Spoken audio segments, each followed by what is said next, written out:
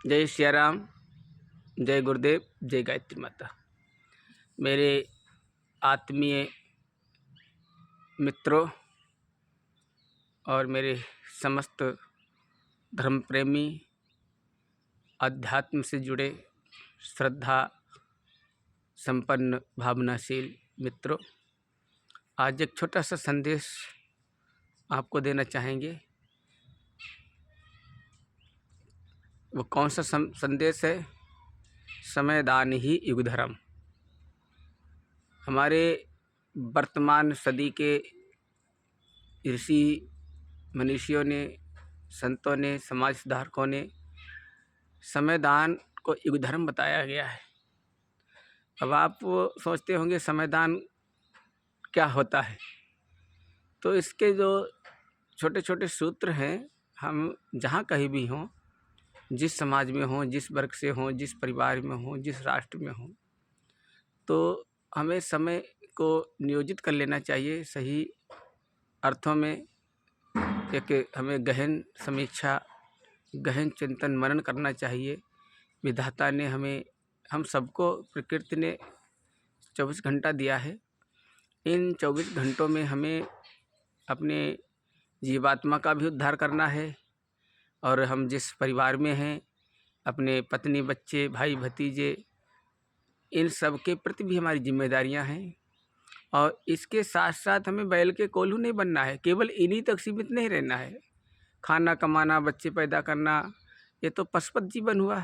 जिस तरह से पशु जीवन जीते हैं, ऐसा न विद्या न तपो न दानम ज्ञानम न शीलम गुणो न धर्म ते मृत्यु लोके भूमि भार भूता मृत मनुष्य रूपेण मृगाश्चरंति। ये क्या है? ये पशुपत जीवन है। विधाता ने सृष्टि का राजकुमार मुकुटमणि बनाकर भेजा है, और विधाता ने बहुत सारी शक्तियाँ, बहुत सारी रिद्धियाँ, बहुत सारी सिद्धियों का स्वामी बनाकर भेजा है। इसीलिए हमें जीवात्मा के उद्धार के साथ साथ परिवार निर्माण, समाज निर्माण और राष्ट्र निर्माण में अपनी अहम भूमिका निभानी है। वो कैसे? आपको सप्ताह का आप एक संकल्प ले लें, हमें सप्ताह में 1 घंटे का समय समाज सेवा में लगाना है। तो आप कहाँ लगा सकते हैं? समाज में बहुत सारी हमारी परंपराएं हैं, मूढ़ मान्यताएं हैं, हमारी रूढ़ियां हैं। तो इन सब के विरुद्ध हमें ऋषियों के संदेशों को जन जन तक पहुँचाना है। क्योंकि आज हमारे समाज में बहुत सारी कुरीतियाँ हैं, बहुत सारी मान्यताएं हैं, तो उसमें जकड़ा हुआ समाज है, तो जिससे हमारे समाज की स्थिति बड़ी दयनीय हो रही है। इसमें बहुत सारी हैं। एक व्यसन मुक्ति है।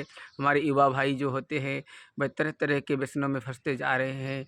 और एक हमारे समाज में एक दहेज प्रथा भी चल रही है, जो दहेज का दानव भी है, जिसके कारण से कहते हैं हमारी बहन बेटियों का सम्मान, और हमारे जो बहन बेटियों के माता पिता बहुत सारा धन देते हैं, बहुत सारा दहेज देते हैं, उसके बावजूद भी कहते हैं बेटियां सताई जाती हैं, जिंदा जलाई जाती हैं, और उनके साथ बड़ा अत्याचार हो रहा है। तो हमें संकल्प लेना है, ना तो हम दहेज देंगे ना दहेज लेंगे, बशर्ते अपने बच्चों को हमें संस्कार देना है। बच्चों को संस्कारवान बनाना है। बच्चों को विरासत में धन नहीं, सद्गुण दें, संस्कार दें। यदि हमने संस्कार दे दिए, बच्चों को शिक्षित कर दिया, तो बच्चे जहाँ भी रहेंगे अपना जीविकोपार्जन, अपना जीवन निर्माण, व्यक्ति निर्माण, समाज निर्माण, परिवार निर्माण, और स्वावलंबी बनेंगे, आत्मनिर्भर बनेंगे, और किसी के सहारे नहीं रहेंगे। तो हमें समाज से दहेज प्रथा के बारे में भी एक आंदोलन छोड़ना है। उसके बाद मृत्यु भोज हो गया, बहुत सारी परंपराएं हैं। मृतक भोज भी एक अभिशाप है। तो बहुत सारे हैं। शिक्षा, साधना, स्वाध्याय, ये सारे क्या ये आंदोलन है, छोटे छोटे कड़े हैं। तो हमें समाज को ऊंचा उठाने के लिए तो सबसे पहले हमें व्यक्ति निर्माण की भूमिका निभानी होगी। हमें अपना आत्मबल बढ़ाना पड़ेगा, अपना मनोबल, अपने अंदर साहस पैदा करना होगा। तो निश्चित रूप से हम साहसी बने, निर्भीक बने, समाज सेवी बने, और विनम्र बने, सेवाभावी बने, उदार बने। क्योंकि हम मनुष्य समाज का प्राणी है, समाज का ऋणी है। और जब तक वो समाज सेवा में अपना अहम भूमिका नहीं निभाएगा, तो आना जाना और मृत्यु लोक में आने का कोई भी उद्देश्य, कोई भी मकसद हमारा पूरा नहीं हो सकता है। मेरे प्यारे भाइयों, ये मानव जीवन शुद्ध दुर्लभ है। ये वही स्वर्णिम समय मिला हुआ है। हमें इस लोक के साथ साथ पारलौकिक जीवन को सुधारने का, संभालने का एक परम सौभाग्य मिला है। तो ऋषियों के संकल्प को हम साकार करें, जन जन तक पहुँचे, ऋषियों के संदेशों को जन जन तक पहुँचाएँ और एक अच्छा अपना संदेश दें।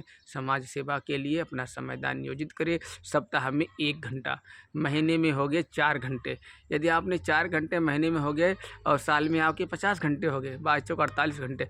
48 घंटा का जीवन समय, समय ही जीवन है, आपने भगवान के खेत में दे दिया, भगवान के खाते में आपने 48 घंटा दे दिया, तो आपका जीवन धन्य हो जाएगा। मेरे मित्रों, मेरे प्यारे, मेरे देशवासियों, समय का सदुपयोग करें।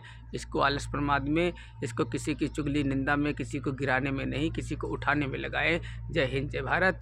मैं आशा करता हूँ मेरे प्यारे देशवासियों, मेरे मित्रों, मेरे सखा, मेरे सहचरों, ये छोटा सा संदेश है, आप स्वयं अपने जीवन में लागू करें और आगे बढ़ाएं। जय हिंद, जय भारत।